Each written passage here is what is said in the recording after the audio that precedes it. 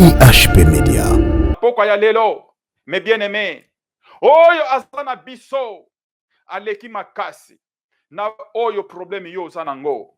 Lo lenge nini omondelaka Seigneur Jésus-Christ, lo lenge nini oza kotalela ye, oyo nyonso ezali vanité de vanité. Epana ye eza lokola fourmi, oyo ye akoki koniata sans que mutu se rendre compte, parce que azali nzambe. Alobi na yo fongola misu na yo, tala na montagne, tala na montagne. Oh mes bien-aimés, eloko nini oyo yo ozomona ke eza impossible. Esprit nini na Jezabel oyo ezokotela yo ezoloba ke omiboma. Esprit nini oyo ya Jezabel ezokotela yo omimona ke nyonso esili. Pendant que oyo eza kati na yo kasi na puissance par rapport oyo ezobundisa yo. Na ye koyebisa ndeko moko mes bien-aimés, Nzambe alobi na ngai ke azana yo, akotikaka yo jamais. Problème oyo ozomona ezokosila sikoyo, eza na problème moko te oyo diable akoko continuer koinfliger yo. Alléluia. IHP Media, la chaîne qui vous édifie.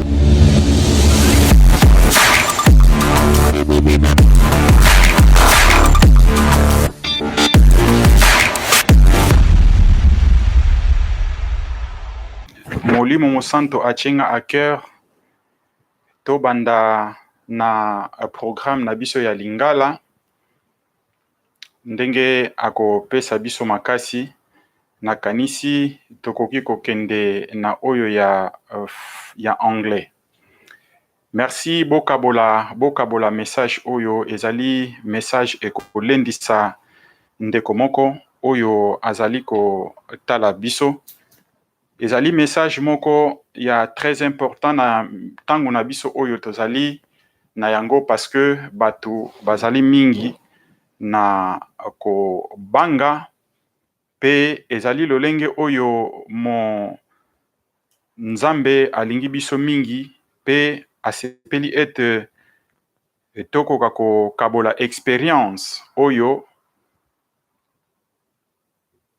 ezalaki na tangu ya kala. Alors sans plus retarder bokabola message oyo bokabola yango tika ete ekomela ndeko moko pe ekoka kosunga. Avant tokende na thème na biso oyo elobi ke kobanga bango te po oyo azali na biso aleki ba oyo bazali na bango. Alléluia. Alors to bondeli po to senga présence ya mo limo mo santo akoka ko diriger biso.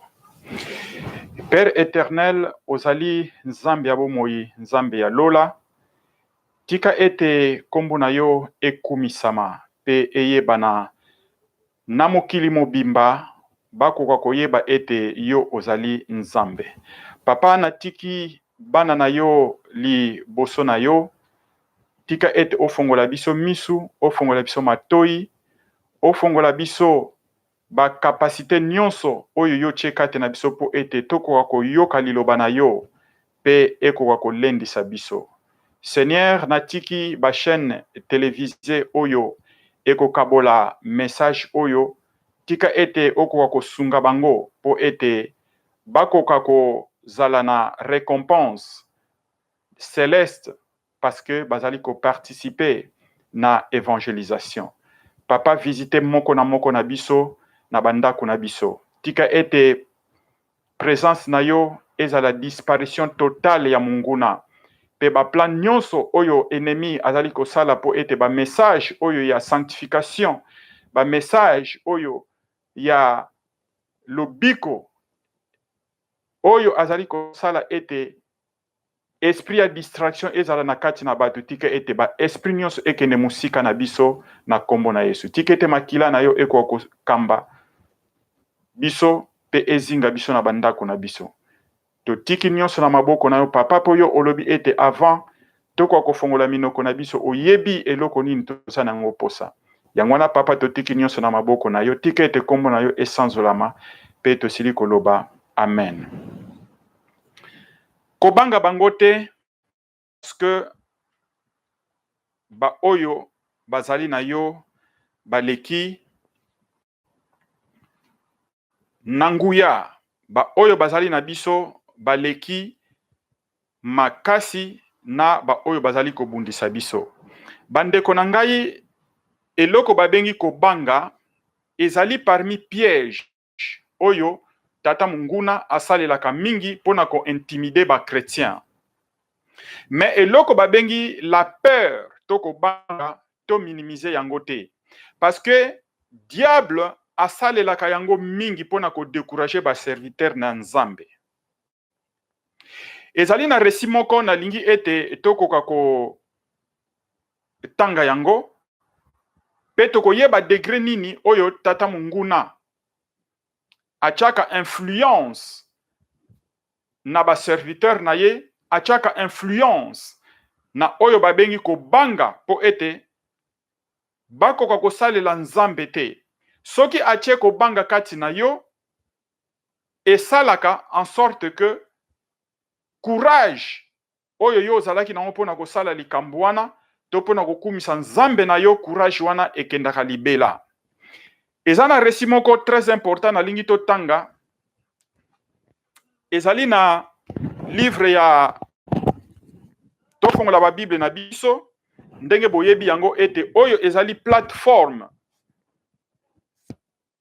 ba enseignement nyonso ezalaka basé na kati ya liloba.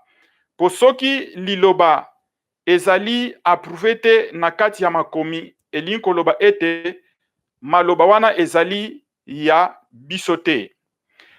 Tozwa exemple le prophète Eli. Prophète Eli azalaki prophète moko moto nyonso ayebi ye, Nzambe ya lola asalelaki ye po ete akoka ko mema trouble a déstabiliser royaume ya Akab na mwasi na ye oyo bamemaki banzambe ya bikeko na kati ya Israël po ba éliminer complètement culte ya Nzambe na kati ya Israël.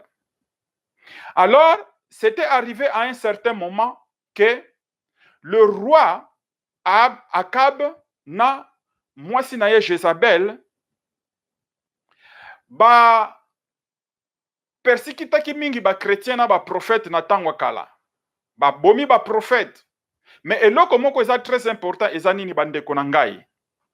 Tango le prophète Eli akomaki na niveau que aye ko boma 450 prophètes ya Baal.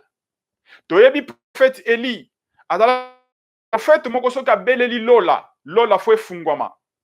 Na eloko moko te oyo Nzambe azalaki kobombela epai ya prophète Eli parce que azalaki mosaleli na ye azalaki na onction moko makasi.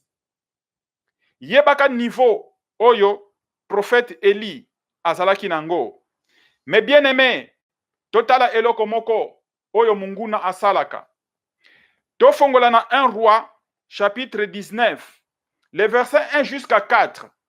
Kuna tokomona tangu prophète Eli abomi 400 prophètes ya Baal et 450 prophètes ya Baal, mobali na ye ake kopesa rapport epai ya mwasi ne Jezabel. Parce que apparemment roi Akab azalaki lokola échantillon. Jezabel ye muta dominaki na ba faux culte ya banzambe na ye Ashira na Baal amemaki na kati ya Jérusalem et na kati ya Israël plutôt. Si bien que même roi Akab azalaki na moya koloba lisusu te liboso ya mwasi ne Jezabel. Tango elekaki bongo nini elekaki? 1 roi chapitre 19 verset 4. Totangi boye. Le roi Akab raconta à Jézabel, sa femme, tout ce qu'Élie avait fait et comment il avait mis à mort tous les prophètes de Baal. Jézabel envoya alors un messager pour avertir Élie en ces termes. Si demain, à pareille heure, je ne t'ai pas traité comme tu as traité ces prophètes, que le Dieu m'inflige la plus terrible des punitions. Élie prit peur et s'enfuit. Il se rendit à Béchaba, dans les pays de Juda. Là, il laissa son serviteur, puis il marcha pendant une journée dans le désert et alla s'asseoir pour un arbuste, un genêt. Il souhaitait mourir et dit, maintenant, Seigneur, j'en ai assez, reprends ma vie, car je ne vaux pas mieux que mes ancêtres. Mais bien aimé, ton noté est loco très important na récit oyo. Tangu Akab apesi rapport epai ya Jezabel, que prophète Eli abomi 450 prophètes ya Baal, yoka likambo Jezabel asali. Alobi ke atindi lettre apesi epai ya messager na ye. Mais na kati ya lettre wana, qu'est-ce qui s'était passé? Ezaki lettre ya simple te balingami. Ezalaki lettre moko Jezabel a juré au nom ya banzambe na ye. A juré au nom ya banzambe na ye et que tangu Eli akozwa lettre oyo akozala déjà envoûté. Effectivement, tangu a juré na kati ya lettre zaki simple. Alobi yo Eli nazoloba na yo. Oyo yo osali mpo na baprofete na ngai. Lobi na tongo nakopesa mutu na yo na banzambe na ngai lokola sacrifice. Alors, diable mais bien aimé ayaka na intimidation. Tangu Eli azu lettre wana a bangi. La Bible dit que il prit peur, mais bien aimé. Tota la foi oyo prophète Eli azalaki na yango. Prophète Eli azalaki na kondima moko koleka ba serviteur nyonso. Mais ce qui prophète Eli azwamaki dans la peur, c'est pour te dire que diable, mes bien-aimés, ezali piège oyo asali la kabanda kala. Alors, qu'est-ce qui s'était passé? Na kati ya mvutuma ya lettre wana Eli akimi. Et pourtant, Eli, eloko moko ayaki kobosana. Que azalaki na puissance, mes bien-aimés, ya kobelela likolo, moto euta na likolo po ekita. Azalaki na puissance, mais devant incantation, il y a Jézabel, kondima na ye eyoko kita. Alors, azuyango, qu'est-ce qui s'était passé kati na ye? Esprit ya la peur ezuye, akeko kima. Atiki même ata serviteur na ye, atamboli lisusu toute une journée, na place ya ye moko très isolé. Alors, lokola envoûtement ne kote la kiye, ya banzambe ya nani ya Ashura, na banzambe ya Baal, oyo Jezabel azalaki kosambela. Prophète Eli abandi koyoka mungongo ezoloba na ye, midiembika, miboma. Mais bien aimé, to minimiser te piège ya munguna, la peur, kobanga. Soki Eli azalaki na puissance ya kobelela moto na likolo pe ekiti. Oyo Eli azalaki kosala ko resiste ata ba mort. Ba signe, ba miracle. Mais Eli a pu quand même à se laisser influencer dans la peur ya diable. Combien plus bon raison yo nangai mes bien-aimés.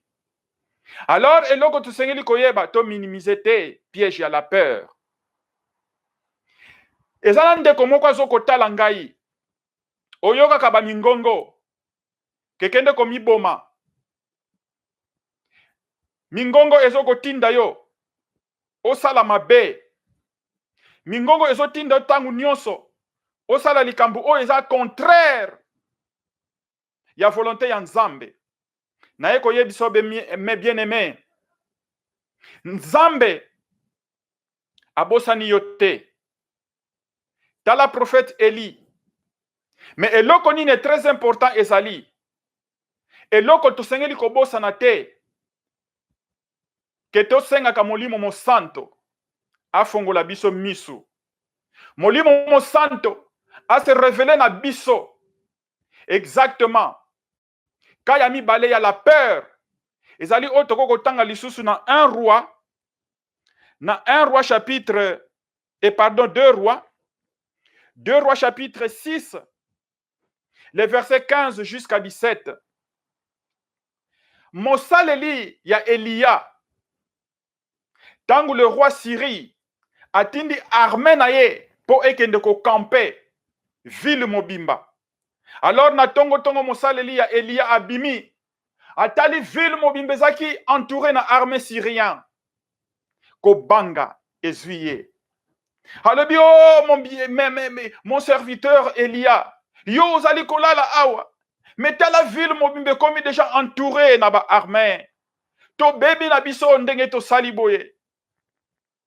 Tala biso to kaka mukie. Vraiment toko sala nini? Elia alamuki atalié à ce qui. Alobi, si seulement que tu savais. Si seulement que tu savais. Alors Elia asalaki nini? Alobi, yakana la kisayo. 2 rois chapitre 6, le verset 15 jusqu'à 17. Le lendemain matin, le serviteur d'Élysée se leva de bonne heure et sortit de la ville. Il vit les soldats, les chevaux et les chars qui entourèrent la ville. Malheur, maître, s'écria-t-il, qu'allons-nous faire? Alors, regarde ce que son maître avait dit Élisée. Alobi, n'ayez pas peur, répondit Élisée. Ceux qui se trouvent avec nous sont plus nombreux que ceux qui sont avec eux. Omoni mes bien-aimés, lelo oyo misu na biso ezali komona kaka oyo ezali physique, mais si seulement que Nzambe alakisi yo oyo ezali tout autour na yo, nini oyo eleki makasi na difficile par rapport à situation oyo ozo traverser nango mes bien-aimés. Topesa ye confiance. Alors kozala lokola serviteur ya Élisée te. Oyo azalaki kokanisa ke tout est fini. Mais bien que Élisée azopesa ye encouragement ke kobanga te. Po ba oyo bazali na biso baza ebele par rapport ba oyo yozomona bantouré ville na biso po babundisa biso. Serviteur ya Élisée alobi wapi bango nga nazomona bango te. Alors le prophète Élisée ye azale kotala na monde spirituel. Azo kotala ke lobiko na ye, force na ye, confiance na ye ezali pona ba oyo bino bozomona te. Kasi confiance nanga ezali pa ya ye moko. Alobaki nini? Yoka prière yango nazo sala lelo na mutu oyo azomona ngai. Ensuite il lui pria en ces termes: Seigneur, ouvre les yeux pour qu'il puisse voir. Le Seigneur ouvre les yeux du serviteur d'Élisée. Et celui-ci put voir que tout autour d'Élisée, la montagne était couverte de chevaux et de chars étincelants. Alléluia. Nzamba za malamu. Alobi ke tangu alobi ne bongo alobi Seigneur, s'il te plaît, fongola muto yo misuko amona tangolu na yo, amona gloire na yo. Tangu serviteur Élisée, Nzambe asali ngolu. Tangu afongoli misu atala boye. Amoni une grande armée. Oyo e entouraki bango ya armée syrienne, bazalaki tout autour ya ville.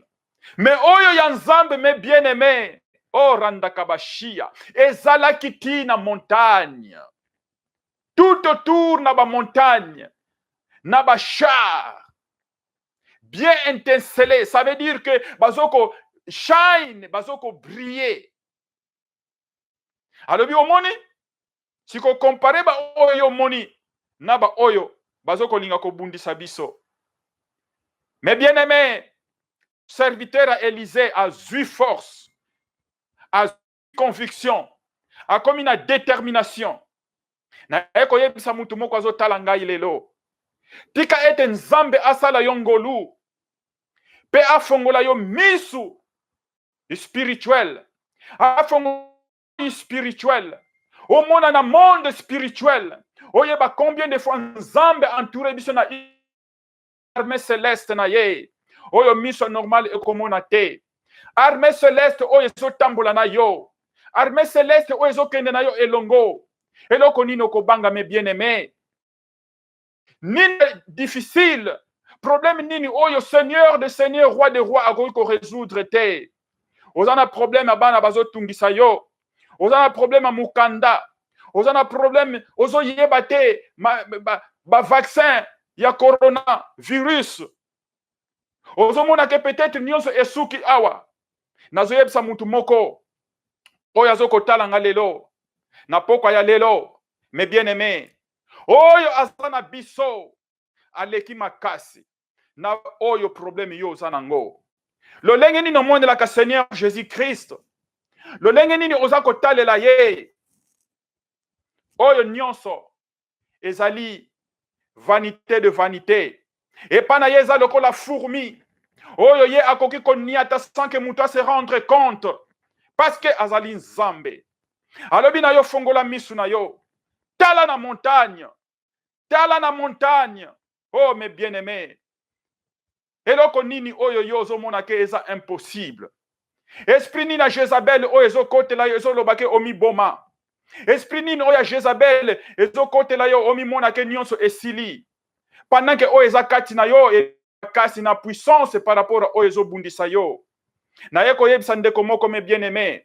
Nzambe alobi na ngai ke azana yo. Akotika ka yo jamais. Problème oyo ozomona ezoko sila sikoyo. Eza na problème moko te. Oyo diable akoko continuer ko infliger yo. Alléluia. Yango wana diable ayaka na intimidation. Diable amila kisaka c'est comme si ye aleki. Meto senga ngolu po ete misu na biso ekoka kofungwa matangu nyonso. Yango wana alobi na 2 Timothée chapitre 1 le verset 7. Mais bien aimé, na ye koyebisa mutu moko. 1 Timothée chapitre 1 le verset 7. Alobi nanga boye. Car ce n'est pas oyo sikoyo ezali eloko oyo Élysée abosanaki. Tangu Seigneur Jésus-Christ aye. Alobi ke batangu batu ya tangu kala bazalaki na kobanga. Kasi zela na yebisa bino. Aye ko pesa biso promesse yo mutozo tala ngai. Promesse oyo ezali na 2 Timothée chapitre 1 le verset 7. Seigneur Jésus aye ko loba na yo boye. Car ce n'est pas un esprit de timidité que Dieu nous a donné, mais un esprit de force, d'amour et de sagesse. Notez verset oyo très bien, mes bien-aimés. Nzambe alobi na yo ete, ye apesi yo esprit ya timidité te. Qui dit esprit ya timidité, eli kolobake esprit de la peur, eli kolobake esprit de la crainte. Oyo ezali esprit ya voisin. Oyo eza esprit ya tata munguna. Oyo eza esprit ya yote mes bien-aimés. Pour Nzambe apesi yo esprit ya force. Pe apesi yo esprit. Qui dit esprit ya force. Eli koloba ete esprit ya courage. Esprit ya détermination. Mes bien-aimés, ne crains pas. Dieu est avec toi. Nini oyo eza impossible.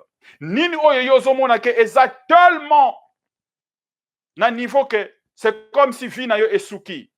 Mais bien aimé, to paie sa confiance. Toyeba Seigneur azali nzambe akotika biso jamais.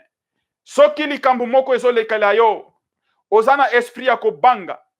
Loba ete esprit ya Jezabel oyo influence ki Eli.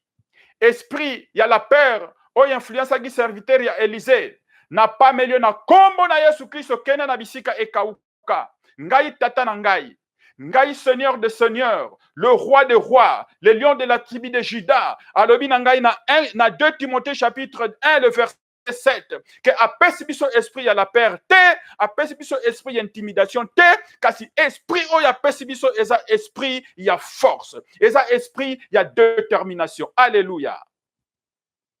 Ésaïe chapitre 41 le verset 10. Nzambe aye koloba eloko moko. Eza très important. To souligner yango, mes bien-aimés. Ésaïe chapitre 41 le verset 10. Ne crains rien, car je suis avec toi. Alléluia. Ye moko mobikisi. Oyo akeli yo. Alobi très bien que je suis avec toi. Ne promène pas tes regards inquiets. Car je suis ton Dieu. Je te fortifie. Je viens à ton secours. Je te soutiens de ma main droite de la justice. Mes bien-aimés, te souligner mot par mot, verbe par verbe, oyo, prophète Ésaïe, alobeli na verset oyo. Alobi très bien, ne crains pas. Premier point. Deuxième point, car je suis avec toi. Et troisième point, ne promène pas de regard inquiet. Et quatrième point, car je suis ton Dieu. Et cinquième point, je suis. Et sixième point, je viens à ton secours. Et septième point, je te soutiens de ma droite de la justice. Alléluia. 7. Qu'est-ce que signifie nombre 7? On m'a dit que nombre 7, bibliquement par là, est significatif. Nombre 7 est le nombre oyo nzambe. Nombre 7 est le nombre oyo uti kolobake, tout se complet devant Dieu. Et un nombre oyo ezali ya justification et puis nombre oyo ezali complet. Il y a perfection. Tangu nzambe azoloba na yo mes bien-aimés, que azali na yo kobanga te, je suis ton Dieu. Ne promets pas tes regards gauche droite, ozana problème bandeko na ngai. Au lieu de se confier dans nzambe, yozo ko ndokotala Antoinette, yozo ko ndokotala Madeleine, ozoko kima na ba oyo bazosala ba voodoo banganga. Na ba faux prophète, na ba faux pasteur.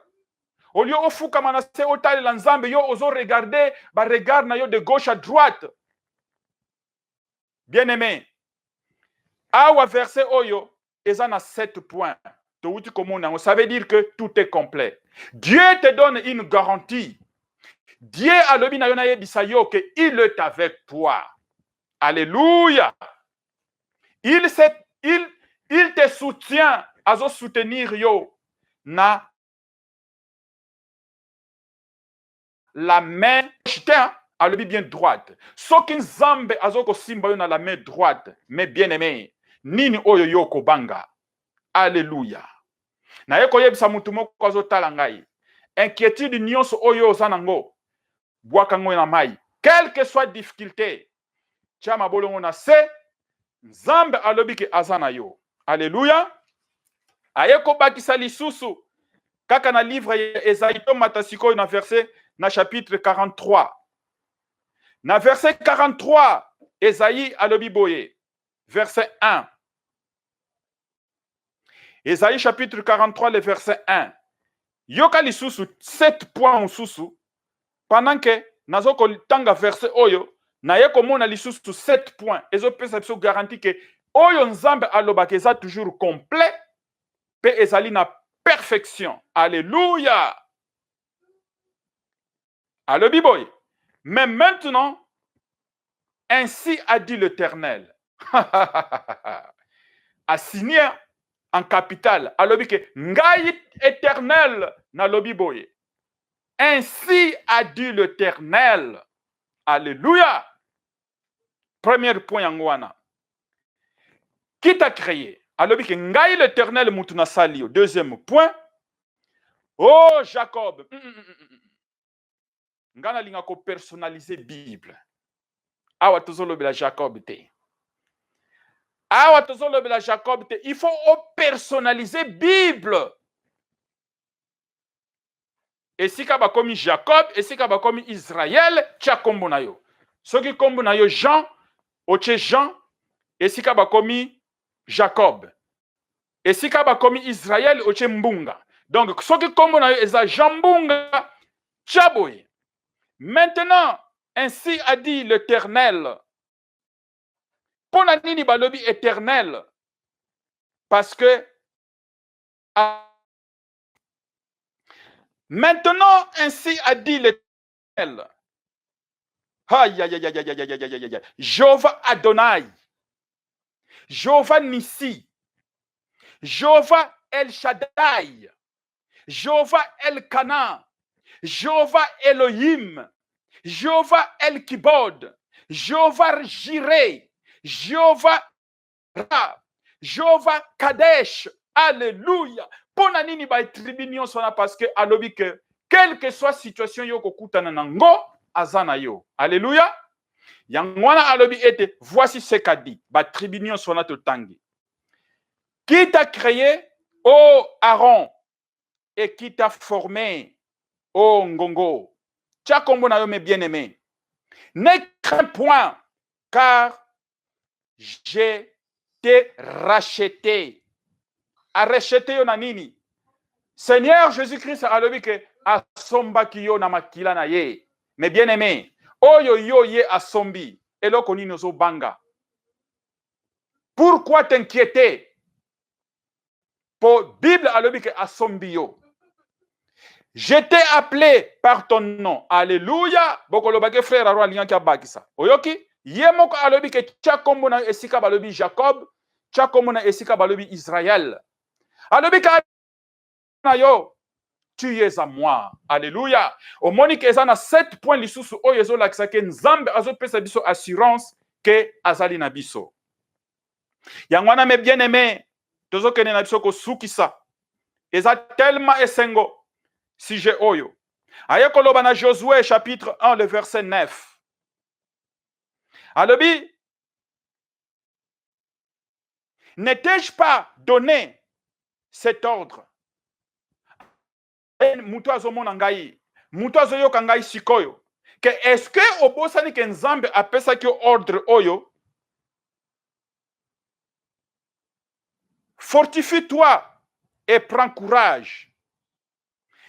Ne t'effraie point et ne te laisse pas terrifier, car l'Éternel ton Dieu est avec toi dans tout ce que tu entreprendras. Alléluia.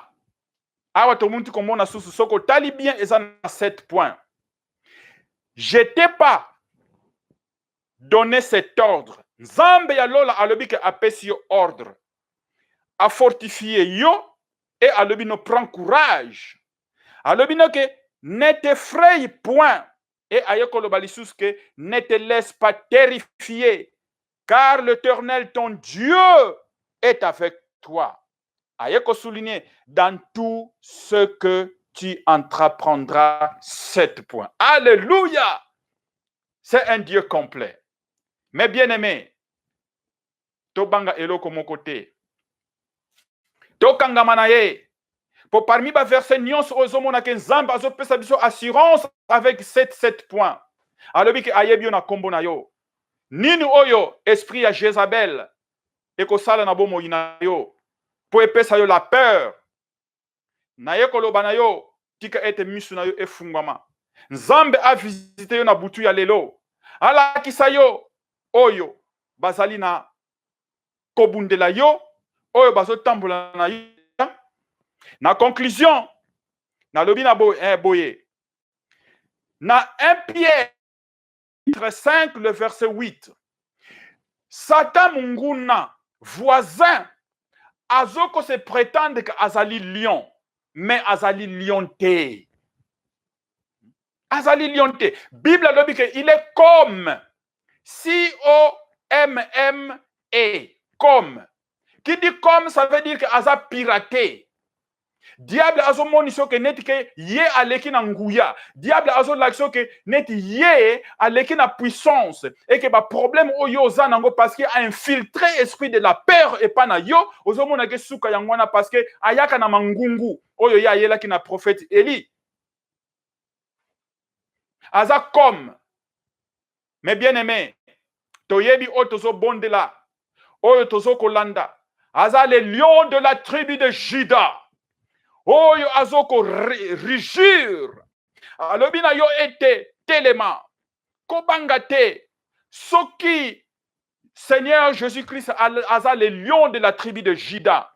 À combien de fois biso bananaye, biso balekinaye. Est-ce que si on a lion abota niaou? Si on a lion abota non. Lion abota kaka lion. Oyo yozo talanga me bien-aimé. Yeba que osa les lions de la tribu de Jidapé. Alors, diable azoko prétendre comme, mais azate. Alléluia. Tika ete. Toko kwa koyeba. Ke tosali ba lion. Lion abanga ka molilité. Lion abanga ka munene ya niamate, quel que soit éléphant. Lion azaka déterminé. Quel que soit mbula. Quelle que soit neige, quelle que soit basende, quelle que soit moi, quelle que soit la circonstance yamabe, lion soki alinga kanga proie akendaka jusqu'au bit jusqu'à kokangaye. Alléluia. Kobanga bangote. Kobanga te n'importe quelle circonstance ou situation yo zanango. Seigneur Jésus alobi nangana yebisa yo na pokwa ya lelo. Philippiens chapitre 4 verset 6 à 7. Ne vous inquiétez de rien. Soki ozana kobanga, chama bolongo na se. Bondela Seigneur Jésus-Christ alongola kobanga wana. Tout à l'heure tozali kobondela na bino. Kobanga oyo ozanango. Ezo ko se va dans verset oya Philippiens. Alors que mais en toute chose, faites connaître vos besoins à Dieu, car et par la prière et des actions de grâce. Et la paix de Dieu qui surpasse toute intelligence. Alléluia. Alors que la paix de Dieu qui surpasse toute intelligence gardera vos cœurs et vos pensées en Christ Jésus. Alléluia. Ah, j'aime Seigneur Jésus-Christ. Yemoka alobi bien que nini oyo bino bozo komi tungisa. Kozanga elamba, kozanga kolia, kozanga mbongo, kozanga libala, kozanga po bazolo bano na musala ke kendo kozwa vaccin, obandi ko lenga, ozomona que presque tout est fini, po balongoli na musala. Non. Wana ezali esprit ya Jézabel. Esprit intimidation. Esprit ya comme un lion. Mais yonanga mes seigneurs, mes bien-aimés, tozali côté wanate. Bison toyebi que tozali ba lion de la tribu de Juda. Dans toutes choses, Seigneur alobi ke maboko neza ko fungwama. Tout seulement yaka fukama liboso na ngai, Seigneur akopesa yo. Alléluia. Na kanisi mutu moko aza beni na message oyo. Soki oza beni mes bien-aimés, boka bola yango. Pe nazali kozongela mbala na mbala. Mutu oyo nyonso azana esika ya kosambela te. Mutu oyo nyonso azomona ke eza na place oyo aza neti kaka bazobondela te. Na place oyo aza makambo na ye ezala kaka stable kaka ndenge ezali. Changement eza te. Boya na les temps sont finis. Ezali numéro eko s'afficher na se ya écran. Bo bengani quel que soit parti à mokili oyo zali. Boya mes bien-aimés. To bondela ensemble. Nzambe azo formé batu pona enlèvement. Nzambe azo ko dépouiller biso. Nzambe azo sabiso ba secret ya bana na ye ya vraie église oyo ye akoenleve. Bobenga numéro oyo bokozwa mama Esther Maluengo na numéro ya 0033 699 669979. Pe bokozwa pe mama Linda na 0033 75 11 52 47. Ba prière kuna soki oyebi ndenge batangaka Bible te, soki oyebi te Genèse ezalaka wapi, Révélation ezalaka wapi, kuna okoyeba kotanga Bible. Soki oyebi kobondela te, kuna okoyeba kobondela. Soki mwa esprit ya Jezabel ya la père wana oza nango, kuna ekopumbwa kaka na même jour. Mais bien aimé, je suis un témoignage vivant. C'est pas pour rien que j'envoie les gens de se rassembler. Bible alobi ke eza pe malamu te ya kozala na ndaku yo moko. Mais lokola toza ko panzana, Nzambe apesi mandat na 2 sœurs oyo pona kosangisa ba oyo baza afflicté na kati ya bandaku, ba oyo baza infligé na kati ya ndaku, ceux qui sont désespérés. Bazoye bate esprit Jezabel et côté libango na la peur. Boya toko bondela elongo kuna ezali ba soldat bazo former na prière incessable. Mais bien aimé, ezali grâce na mikolo na biso oyo ezane eloko mususu te oyo eza malamu koleka soki ezali kobondela avec l'association ya ba frères na ba sœurs oyo bazali na mandat ewuti epai ya Seigneur Jésus-Christ ye moko. Tant ya distraction esili, mes bien-aimés, tant oyo ko yebisa biso ba makambo oyo ke zwa oyo men ezwa makate esili.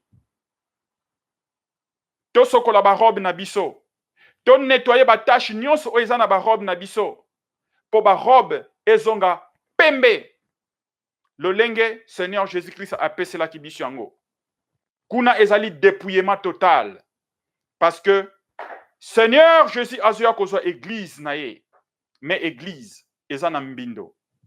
Bobenga ba numéro na pesi bino ekozala malamu mingi, pe mutu na mutu azakuna azokozwa témoignage moko malamu, pe ba vie ezali changer kuna. Merci Seigneur Jésus. Nakanisi mutu moko aza béni. Tozwa loboko na biso ya mobali, tia na motema na yo. Nazoko tika bino na trône céleste ya Nzambe. Oh Seigneur Jésus, le roi des rois. Yo opesi ngai liloba oyo nako ko partager na bana na yo. Papa moko na oyo azoko mona ngai, moko azoyoka liloba oyo, motema na ezali ya kobeba. Problème ya santé, problème ya inquiétude de la vie, problème ya bana. Papa yo lobi na biso ete toya epai na yo to sopa mikumba na biso epai na yo. Tika ete prière oyo pe mateya oyo eko ko toucher mutu yango. Po ete kimia ekotela yo. Yo lobi na biso Seigneur ke ozali Nzambe oyo pesaka kimia. Oyo mokili eko ko pesa te. Papa petola mitema ya bana na yo. Tika ete ba charge bazana ngona inquiétude de la vie. Tika ete esprit ya Jezabel, ya la peur, elongwa na mitema na bango. Nzambe zwa maboko na bango, pangusa yango. Zwa mitema na bango, pangusa yango. Zwa makolo na bango, Seigneur, tambola na bango. Seigneur, merci beaucoup. Ozali Nzambe ya lola. Ozali Nzambe ya bolingo. Tika ete oyo na bondeli, na oyo moni malamu Seigneur. Tika ete bana na yo ba témoigner. À partir à sikoyo papa, petola mitema na bango. Tika ete inquiétude nyonso, ekende na mai. Ezana mutu moko alobi alala kate na tiki ye na maboko na yo. Tika ete esprit nyonso oyo ba mabe. Esprit nyonso oyo ezali kotambola kati ya bomo ye. Esprit lala, esprit ya ba ndoto mabe. Esprit ya ba démon oyo ezali ko déranger na butu, Seigneur nalobi ete ezala silence na kombo na Yesu Kristo. Pe milimo nyonso mabe a partir ya lelo na butu ya lelo akolala malamu pe akotémoigner. Ngolu na yo, Seigneur, tika ete okumbama na yo. Merci au roi d'éternité. Merci au Seigneur des Seigneurs. Yo zanzambe malamu. Merci au roi. Mutu moko alobi nanga ete alimbisaka te. Tika ete esprit ya kolimbisa ekota kati na yo. Soko ozali kolimbisa te ndeko ezali lokola, ozali komi kangela ba porte. Esprit ya kozanga kolimbisa yango kati na ba yo, pe ba problème na yo. Na yebike asalaki yo makambo ya mabe. Na yebike asalaki yo oyo eza impardonnable. Kasi na ye liboso na yo nzambe alobi nanga na yebisa yo. Limbisa. Ba porte oyo ekangama diable azoko retenir ezali ko fungoma sikoyo. Merci Seigneur Jésus. Merci nzambe ya lola. Ô roi d'éternité. Tika ete bana na yo bazala na sama papu na yo. Na kombo na Yesu Kristo pe tosili ko bondela. Amen. IHP Media, la chaîne qui vous édifie.